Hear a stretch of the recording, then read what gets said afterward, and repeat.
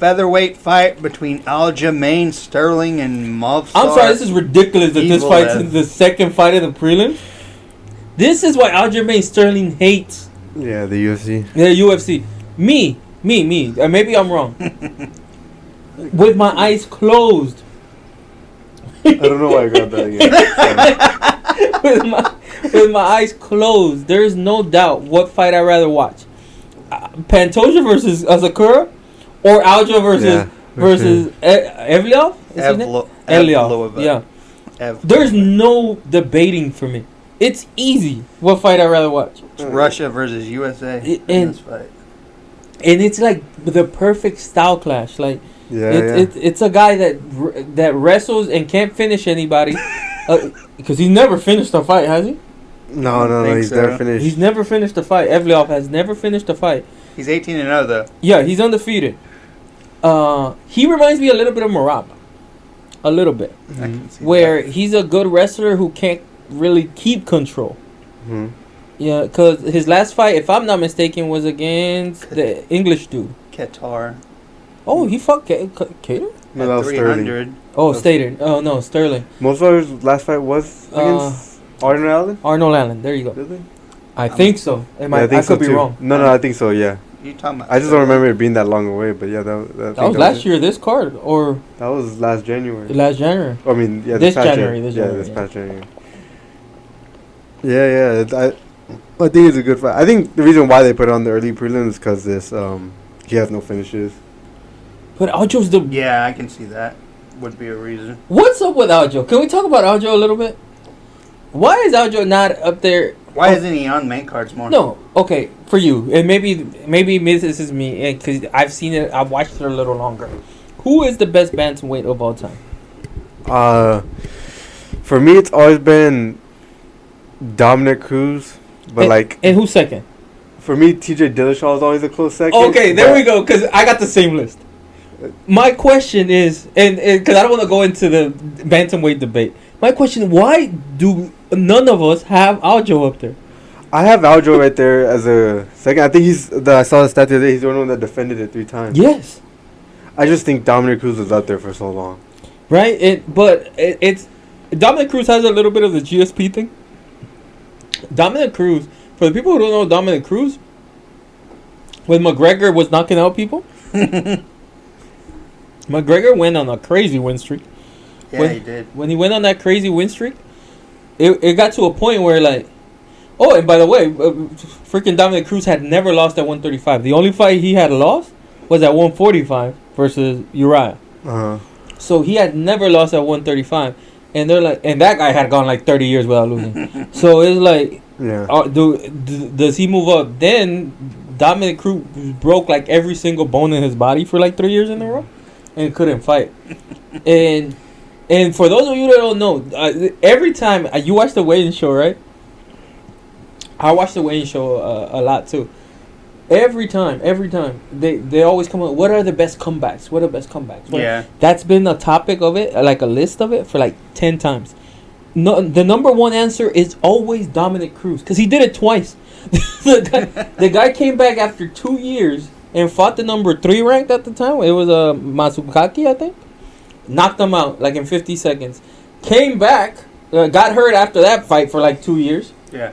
Came back and fought TJ Dillashaw. TJ Dillashaw, always said, is the only guy that competes with Dominic Cruz to be and he beat him. So, yeah, Dominic Cruz is a different monster. But what Aljamain did deserves like a lot of praise. The way he beat Corey Sandhagen, nobody's ever done. Mm-hmm. For him to beat Henry Cejudo, who beat Dominic, who beat TJ, and he beat Henry Cejudo, he beat TJ, he beat Jan. He even beat Dillashaw. Yeah, he beat TJ, so... He lost to But I agree. Number 1 is Dom, number 2 is TJ for some reason. And it seems like Dana White has the same opinion we do. What's up with Aljo that he just doesn't gravitate? I think there's 2 answers. Which would you want to know? Why the public or why the UFC?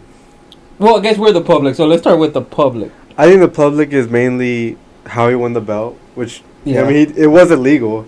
I think it's something that they look at and they think. Why was it illegal? Oh, you don't know how he won the belt? No. So he was getting his ass kicked for 4 rounds. Was it the fourth? I think it was the fourth. So he was getting his ass kicked. It wasn't close. I've never looked. Maybe because he looked terrible. Yeah. It looked like different classes, right? Yeah, it was like it did. this guy doesn't belong in this octagon. Yeah. And he was doing so bad. So there's a rule in the UFC that you can't kick, knee nobody in the head when their hands or their knees are on the ground. So for him not to get hit, he was basically crawling on the ground, right? They were on the ground, and then like ended up just being where the champion was standing up, and he was still on the ground. No, but I mean for a lot of the fight, he would just kind of like kneel down and keep his hand there, so he wouldn't get kneed. He does it a lot. I think that rule changed though, right? I don't think they could do that anymore. I don't know. He would do that. He did it for like 3 rounds just so he wouldn't get kneed in the head or kicked in the head or anything. He does it all the time, and and for some reason, Jan just kneed him in the head straight up while he was on the ground. And that's how he won? He won via disqualification. Wow. But rightfully so, he beat that dude the next fight. But then he beat that guy the next fight. Okay. Also, what he did after the fight, I think is part of the reason why the public doesn't like him either. And maybe it's the same reason why the UFC doesn't like him. Because he has antics. When he won that fight, he went on celebrating and took pictures of it like he had actually won it. Mm-hmm. Then he didn't fight Jan for like a year and a half. Yeah. And I was honestly, I was with him. I was like, man, don't fight that guy. He beat the hell out of you for 4 rounds. I'm like, don't get in there again. But he eventually had to, and he beat him. Yeah. And after that, it seems like he didn't want to fight O'Malley too. Like Yeah, that was after the Cejudo fight. And he lost. I think there's just a lot of things that people can say about his wins, like the TJ Dillashaw, his shoulder pops out in like the first 2 minutes. That's not his fault. Yeah, that's what I'm saying. But this is what people like use that to discredit. I'm not saying I do, or people say Henry Cejudo was off the couch like 3 years, 3.5 years. And then the whole O'Malley thing, but I think the reason why he celebrated too, he explained it was like, whenever he beat Sandhagen, the title was vacant, and he said that should have been the title fight. Was it? Yeah, it was. Why? Because that's when Cejudo vacated it. So when they fought, it was already vacated, and he said that like it didn't make sense how him and Sandhagen weren't fighting for the belt, but Jan and Aldo did when Aldo was coming off a loss, and Jan was still ranked like lower than them two. Beat him by submission. Is my memory? Am I wrong here? What was the first fight? No, I am probably wrong. Cejudo and Cruz were the first fight in the pandemic. Exactly. And that's when they got vacated. You're right. And because who won the vacated title was Jan versus Aldo, right? Yeah, and that was when Aldo was coming off a loss. Yes. The True versus Moraes, right? True. So he said the reason why he celebrated was, one, because people were mad at him that he won via disqualification. He's like, okay, if you're already mad at me, there's nothing I can do. I'm going to celebrate. And 2 was like, because he already felt like he had fought the number 1 guy, which was Sandhagen at that time. Yeah. Honestly, I think I have Aljo in this fight. I think this fight, a lot of it is going to come down to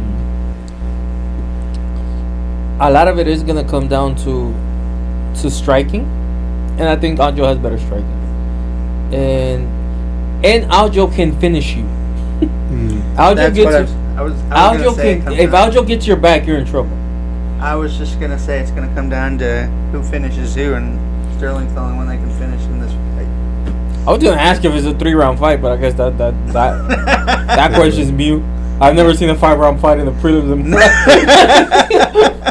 So, I got Movsar. You do? Okay. Movsar. Why? Yeah. Where's your? He's got momentum. He's undefeated. You know, Aljamain's a little bit later on in his 35. He's already been. Dang, he's up there already. You think it's gonna be a decision? Oh, I mean, yeah. Well, yeah, this guy finishes no one. Now, the fact that it's a 3-round fight helps Movsar. There's no way that's his name. Yeah. Movsar. Movsar Evloev, right? Yeah. Evloev.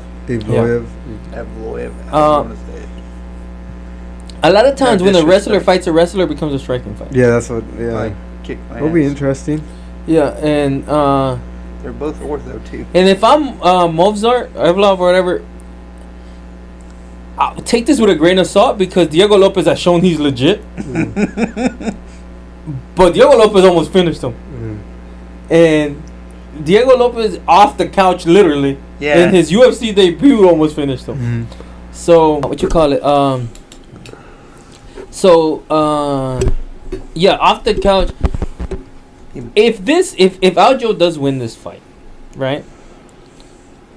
Aljo's up there for the title. Now, let's not do MMA math, but I think we do a little bit. The Diego Lopez versus Evloev fight wasn't that long ago. And Evloev did win it clearly. If Aljo wins this fight, then who do we have in the Aljo versus Diego Lopez fight? I think Diego Lopez still. And that Lopez fight was May 6th of 2023. Yeah, it's what, a year and some change ago? It's not that long ago. Not that long ago at all. Year and a half. So no, I still got Lopez. I think Lopez has better striking. I completely agree with that. I just don't think Aljo will let it be a striking fight there.